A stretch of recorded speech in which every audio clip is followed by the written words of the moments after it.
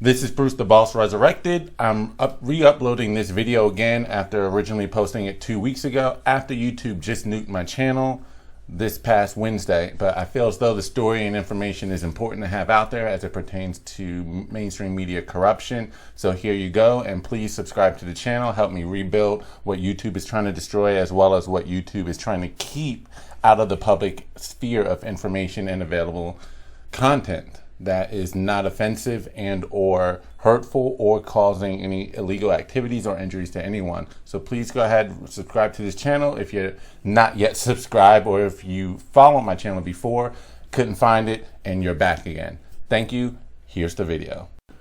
Welcome to my channel. This is Bruce the Boss, and as promised, late breaking story from Project Veritas and James O'Keefe. This is the final chapter, the third part in the April Moss saga, and or pieces of information regarding her whistleblowing. As promised, I will do my commentary on the video, playing snippets of it and giving my thoughts. Thank you for sticking with me throughout this whole time and supporting the cause of blowing up the mainstream media and exposing corruption and, in this case, discrimination wherever it is, especially as the discrimination portion may affect our lives. But before we get started, don't forget to subscribe to this channel, like this video, comment on this video. Your interaction will go a long way in helping to fight the censorship and YouTube algorithm trying to suppress this story and keep it on the back page, so to speak, and ensure that individuals don't see it. We need to make sure that this story, whether it be this video, others like it, including the main Project Veritas, gets out there in the light. So without further ado, let's roll. You know, anybody who's awake right now knows that, and this is why I feel like we're in the problematic time in our country's history that we're at, is that no longer is true journalism being executed anymore. And you see that day to day. I feel like it is one of the greatest crimes really in history right now, because if we are shaping the American public's mind, then we need to be seeking truth. And every single journalist who goes to school for journalism, the number one thing is integrity, honesty, seeking truth. We are supposed to be the people that bring light to corruption and subjects. And if we're seeing elected officials and other people in power and they're not getting questioned, that's a problem, or they're getting easy questions asked them.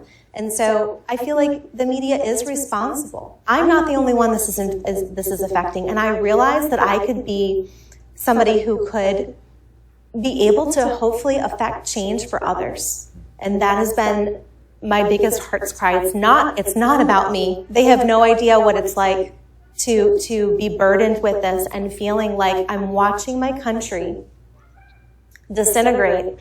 And if I don't stand up and do something when I'm able to, you know, I just don't know that I could live with myself. That's why you're.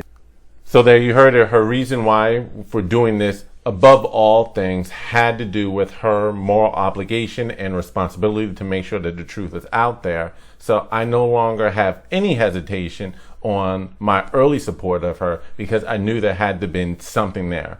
I'll play more video to justify her reasons behind that. But as you heard, she said the reason why she's doing this is because she's seeing clear manipulation of the news, of softball questions being asked specific individuals in order to protect them and also influence the minds of their many viewers, because she's seeing this country go down a certain path that is destroying itself. And like a true patriot, and I believe I was going on Twitter saying patriots assemble, so what is this corruption and manipulation of information that she felt so concerned that she needed to risk her job, her career, her income in order to get out to you, the people, to ensure that you were all waking up? And for those who are already awake, the validation and the proof that they need to convince those in their lives, like what I'm sure millions of Americans or millions of people around the world who have woken up are trying to do with their loved ones. And that's why I started this channel as well, to ensure that those who did wake up to a lot of the lies and corruptions from the thing that is telling lies to their vision, aka television, you know, in order to wake other people up, you need to show them some of the proof, and she's definitely doing that. Let's take a look at one of the examples that happened right there at her own station or her own network of CBS in Michigan. Let's roll.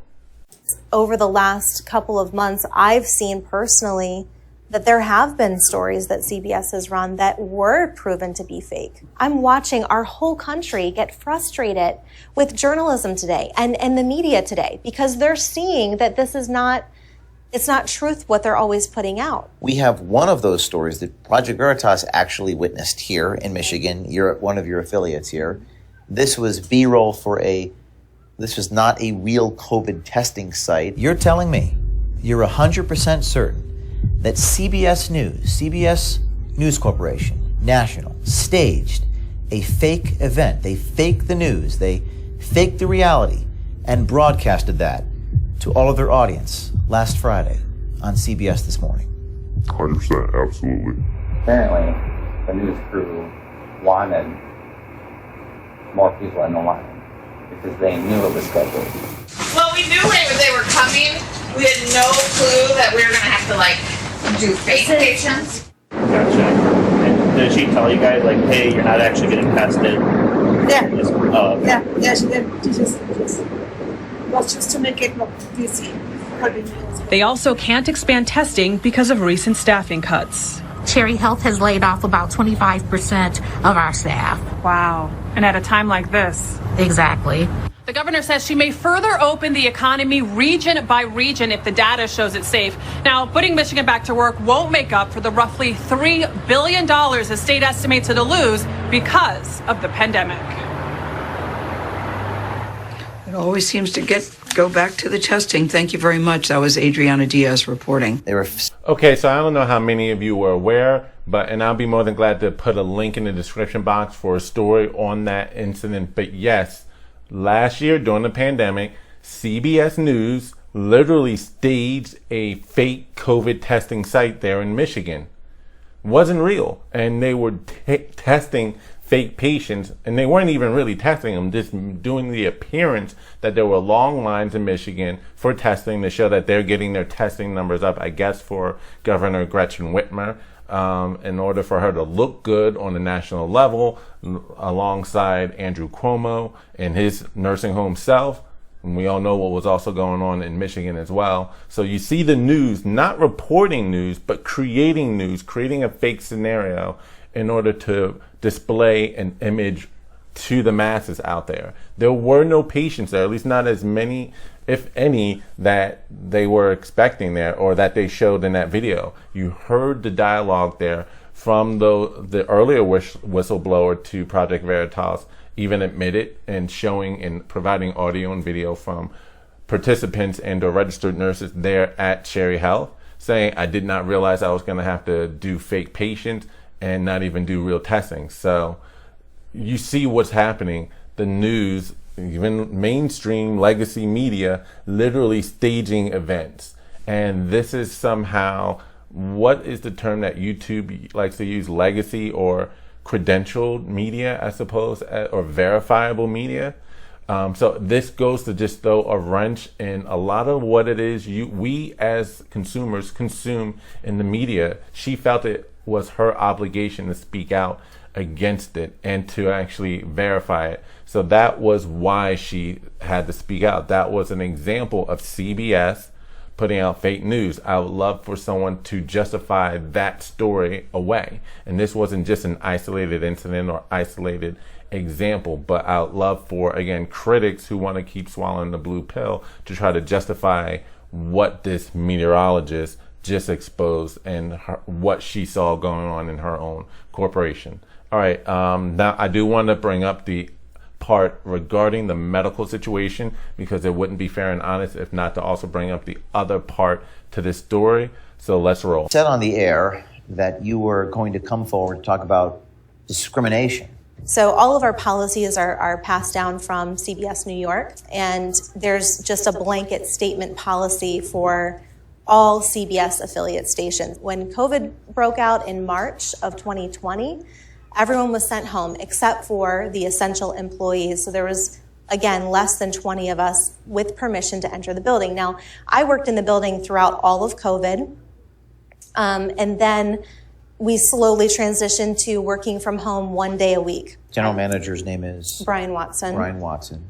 I felt that, okay, well, I don't want to lose my job. I will comply with weekly tests so that I can keep my job. CBS actually started to ask for access to the data from the lab, Pixel LabCorp, where we were getting our COVID testing, which was voluntary, but I, of course, checked no. They do not need to know my personal COVID testing information. That, to me, felt like just an overreach, but I wanted to keep my job. So I continued to weekly test. Governor Gretchen Whitmer just made sure that the mask mandate was dropped for indoor areas. So I requested through HR, I said, I do not want to comply anymore with weekly testing. So you spoke with Patrick Bynum, and he responded. He's the Senior Vice President of Human Resources for CBS New York. EEOC guidance, which permits the use of a COVID test to evaluate employees' presence in the workplace. Essential employees are not required to disclose their vaccination status. Essential employees who choose to disclose will still be required to follow protocols. Until July 6th, our current policy rules remain in place. So basically what that is it's saying that, hey, you're an essential employee. We really want you to get vaccinated. In fact, we'll even pay you. So you're setting a standard within the workplace already of segregating coworkers, and I should not be discriminated against. So many people in your position would probably have just resigned or done something else. You chose to come to Project Veritas. Yeah. This issue is not just about me. I'm watching our whole nation suffer because they're put underneath these policies that are enacted by corporations, and this is a human rights issue. And every American and every person on earth has the right to breathe fresh air. And to segregate somebody is completely inhumane. So it's that segregation of the employees at CBS that is what you are speaking up against. Right, and as an on-air personality, it's very obvious to the viewers, wow, she's never in the studio. She's always at her house working People from home. know, based upon the fact that you're home, Yeah. what your vaccine status might be. And everybody at work, oh wow, April's not allowed in the building. And that I could guess be it's construed because- as a medical information about you. Right. All right, so now what you just saw there was her disclosing there was also a medical aspect to it. Essentially, in order for employees for CBS 62 in Detroit to remain going into the station as essential employees, they did have to get tested regularly to ensure that they were not COVID positive. That's understandable and reasonable, not too invasive. She just needed to show that she tested negative. All right. Then the corporation took it a step too far in terms of potentially violating HIPAA privacy by asking for the full lab results.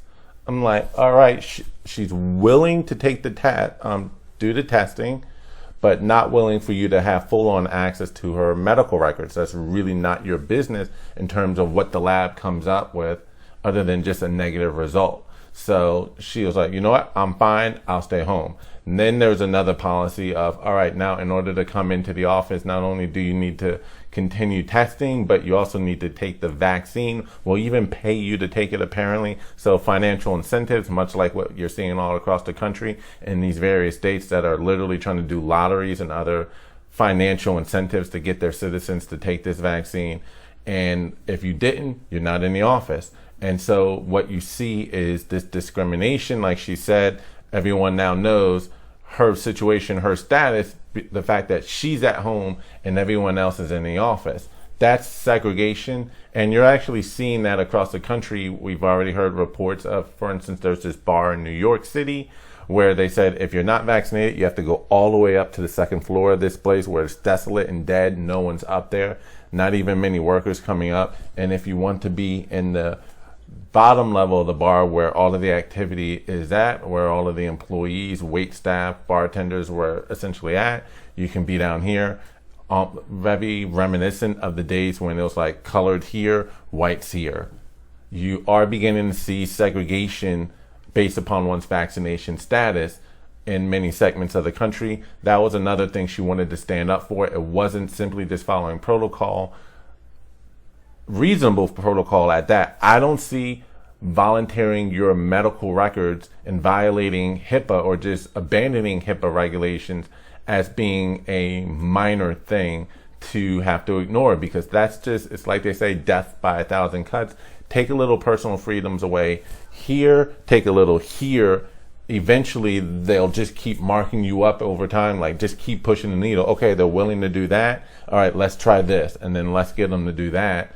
There gets a point where you have to stand up for yourself and say, no, I'm not going to do this. And also trying to force a vaccine on an individual for their employment also seems ridiculous, especially considering that for someone of our age group, there is a 99.99999% chance of survival.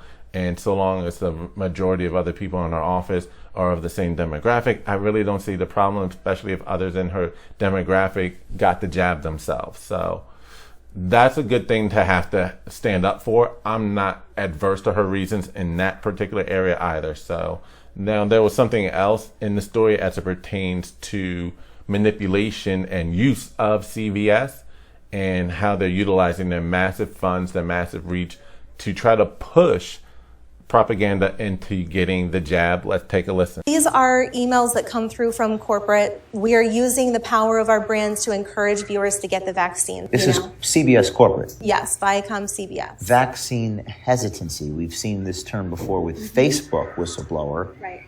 Tell me about what that means.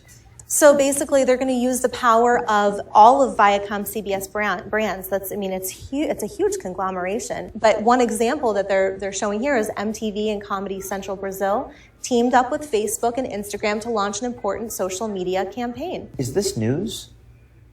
Is this journalism? I don't think that this is journalism at all. I think that this is propaganda being pushed on people. All right, not too much to really have to add on to that, other than the fact that she was really alarmed from that email and or statement from the company that they were going to use their considerable resources, their incredible reach, and also partner with all of these other programs and or corporations that in and of themselves have a massive reach, particularly to young people. As you saw, that list included MTV, Instagram, and Facebook to combat jab hesitancy. And so rather than just allowing the masses in the country to make up their own decision based upon the information that they have available out there and do their own risk assessment and or just let people have their own business, mind their own business in terms of what it is they want to do and stay out of it at the least, or at worst, yes, it's probably okay to have sponsors. You need to pay the bills. Sponsors definitely do that. And if the majority of your sponsors are pushing the jab, so be it. You're staying out of it for the most part. You're just taking the money. But to see a corporation take an active measure towards propaganda and pushing people in a certain direction, there's definitely an agenda that I would be kind of concerned with without providing information on both sides, because that's not really journalism. You're not presenting both sides of the story. I think you should have a situation where it's okay to have positives on things, because I'm not anti-vax either, but you also need to be willing to also have a conversation and or acknowledge the cons to something as well and have that dialogue with other individuals and or promote an alternative viewpoint on the topic itself, not have a clear policy agenda, because clearly that's also going to affect other areas of what it is you talk about or allow to be covered. Our economy back up and running. This was a good thing, right? But people need to have informed consent. And so I felt like it was a very valid question to ask. Hey, can you tell me, Dr. Khaldun, what are the long-term studies that have been done regarding safety and efficacy of these vaccines? I was trying to ask some more pointed questions, and I really wanted to find out, because she basically said early in the segment that nobody had adverse reactions, and I knew that that was false. So I was trying to have her clarify that for me. And as I was speaking, my producer in my ear was saying, move on to the next question. Really? Did not want me to talk about. What was that producer's name? If you're uncomfortable saying it, it's okay. So the person at the station was telling you to move on from this line of questioning because they, in your opinion or from your perspective, they didn't want you to talk about this. Right, but this was almost like you're not allowed to ask real questions about the vaccine. Just ask her who inspires her and those types of things. And I felt like, as a journalist, there's no way I can have somebody who has the knowledge that she has regarding vaccines and is talking about them and showing how she's already demonstrated that she's gotten one. And it would have been careless of me as a journalist not to ask those questions. So then there was a phone call later after this was taped, and that producer asked me, I was really surprised when you asked that question, when you threw that question in, because that wasn't in the approved questions to ask her. So essentially, she's exposing the fact that they're only allowed to ask certain questions of the people that they interview. The moment that you stray or deviate from that line of thinking, that narrative that they want you to say, you have a producer in your ear saying, back off, back off. No, not that. These journalists are, and what she's exposing there are, as Ivory Hecker said, they're muzzled. They're literally handcuffed in what it is they're allowed to do, allowed to say, allowed to roam with their line of inquiry and questions in an interview,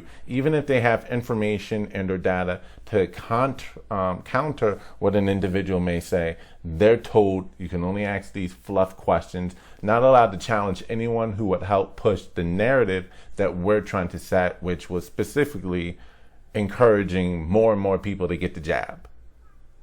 Again, nothing wrong with the jab, but she was literally not allowed to ask probing and investigative questions. It was all positive.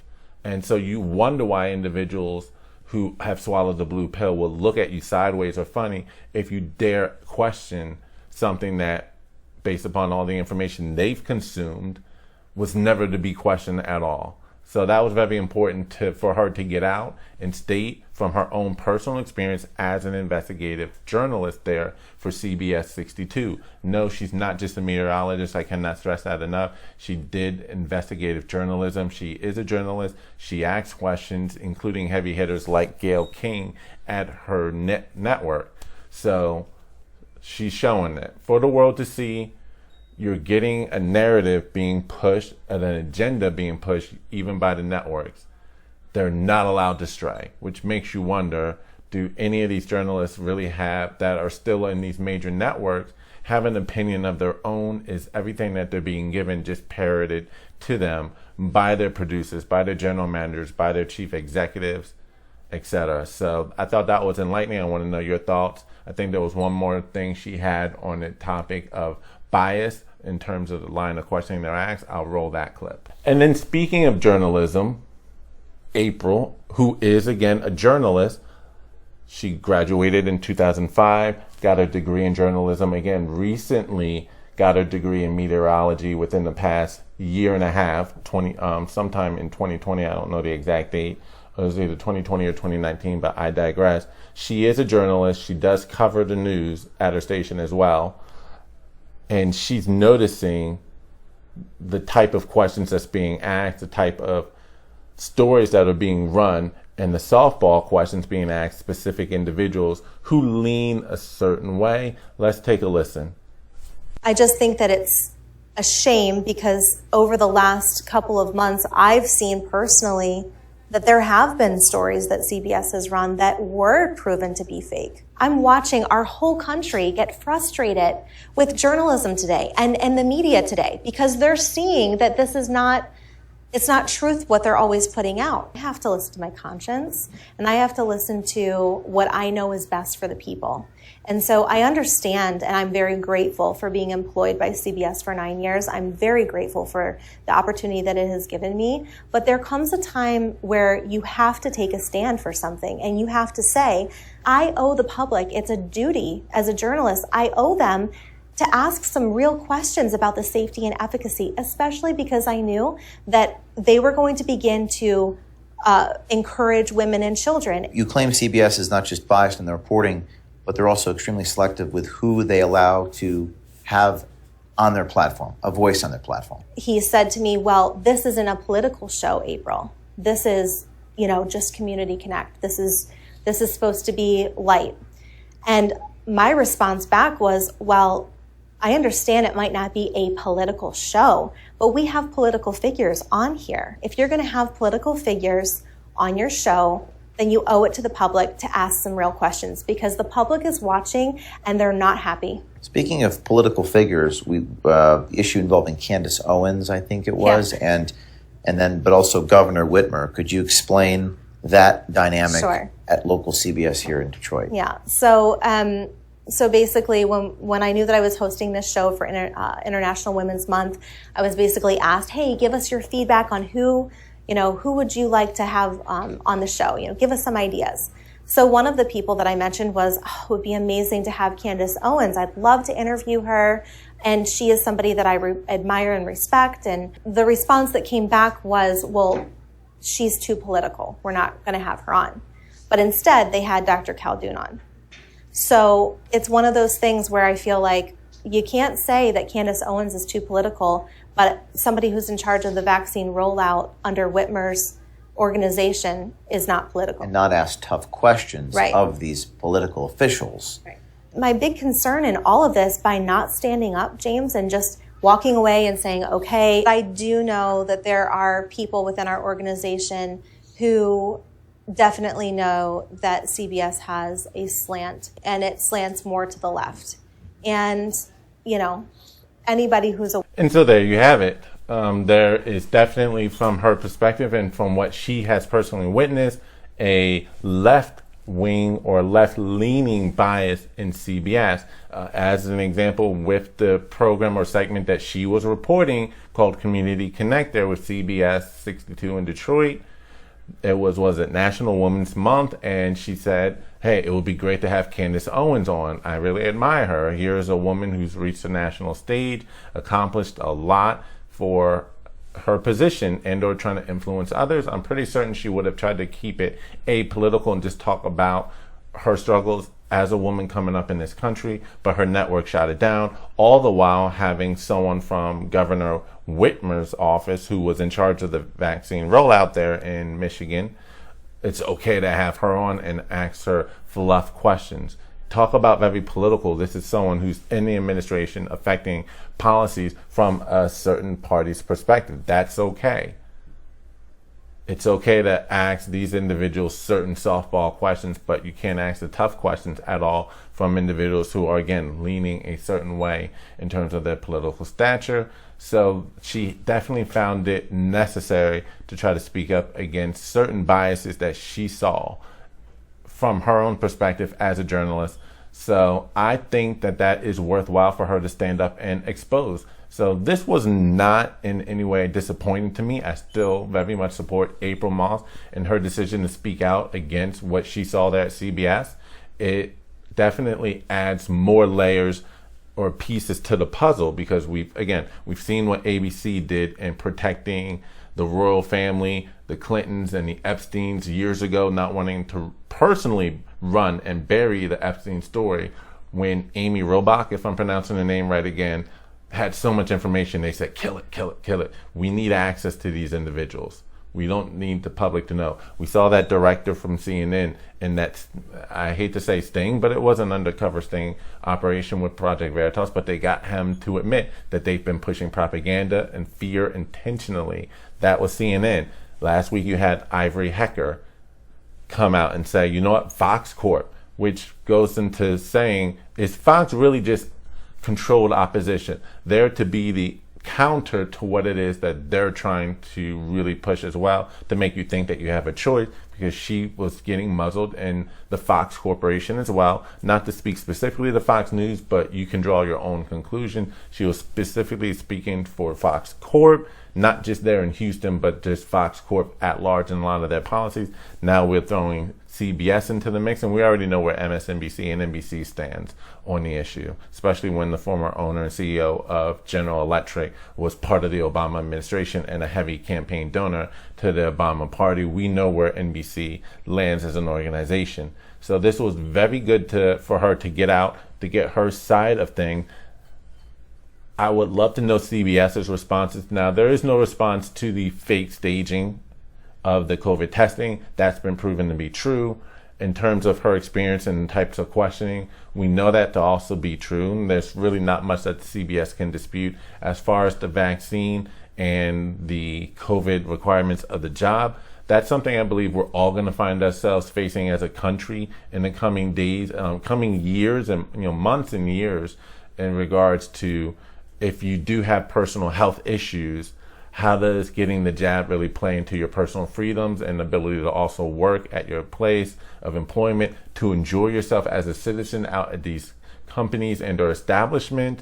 Thank God for Royal Caribbean, into which I do have a membership with, and I'm glad I do have no intentions of canceling that at all now. Here you have them saying, you know what, we're not going to require the jab. However, you have concerts daring to say, you know what, if you have the jab, you get a massive discount, but if you don't, you're going to have to pay through the nose in order to get a ticket at some of these events, which is really a shame, because what if you're someone with a true medical condition that or allergic reaction or allergies, I should say, that literally prevents you from getting the jab, because even though it is mostly safe and effective, it's not all that great for people who have allergies, that they made that known. So there is discrimination that we're facing. Where does that battle line get drawn? I'll let them know what your thoughts are on it, on all of the issues when it comes to media corruption, bias, softball questions, journalists being muzzled, and what it is they're allowed to say. Did this open your eyes? Does this convince you even more? Will you share her story? And I would definitely encourage you to watch the full Project Veritas video as well, uninterrupted. It's only about 21 minutes to formulate your own thoughts, but I'd love to know your thoughts here in the comment section. We need more of this. We need more media exposure to a lot of these biases so that there will be a bigger window for independent journalists or journal outlets, news networks, and individuals, like the Tim Pools or the Kim Iverson and or the, I was going to say Amazing Lucas, but you already know if you've seen one of my videos what I think about him, but Brandon Tatum, Liberty Doll, whatever you want, whatever avenue you have, the Young Turks, Hard Lens Media. If you're more progressive, I subscribe to them as well, because I'm all about being well balanced in the information you get. Don't want to be caught in a bubble, otherwise you just become blind to the rest of the world. So that's the story. We definitely need to show support for those who are breaking the foundations of the lie or the facade of mainstream media and its control over the masses and what is considered legitimate information or news. That's all I have there. This is Bruce the Boss Brooks. Don't forget to subscribe to this channel, like this video, comment on this video, and I'm out. Peace.